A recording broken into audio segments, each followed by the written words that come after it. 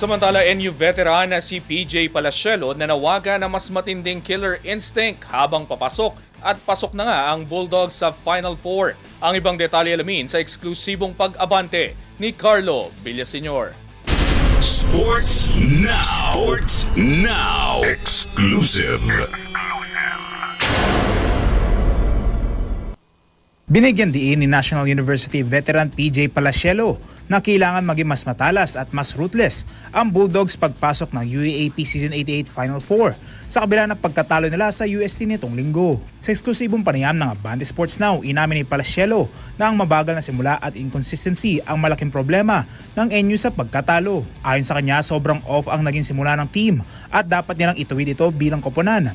Ignite niya, kailangan nila magkaroon ng killer instinct upang hindi mawala ang momentum. Ayun, yung pag-start namin ng flat, yung first group nga, sobrang off and di consistent. Ayun, kailangan namin ma-workout as a team kasi di namin, kumbaga yung killer instinct na, sinabi ko siya kanina, na kailangan namin magkaroon ng killer instinct na pag lumamang kami, kailangan kung ano yung ginawa namin, kung ba't kami lumamang, yung pa rin ginagawa namin. And ayun, pag lumalamang kami, masaya kami. And pagka nalalamangan kami, nalulungkot kami, which is hindi dapat ganun. Kailangan kahit anong mangyari, positive pa rin kami. Maghanap kami ng way kung paano kami makakabalik yung mga kami. So siguro yun na lang, pagiging compose per possession.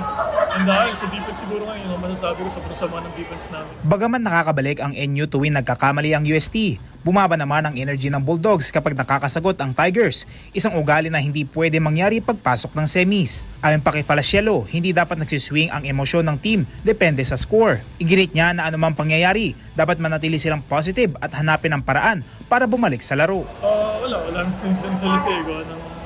Sobrang frustrated na ng version natin.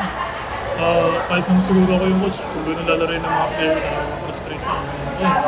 Siguro, bubawi na lang kami. Lahat kami, di lang naman ako, pati yung iba namin, gumiman namin lalo kasi sobrang sama na nilaro. And ayun, sa sarili ko naman, kaya namin, di talaga kami naglaro ngayon. Sana di namin madala sa Final Four.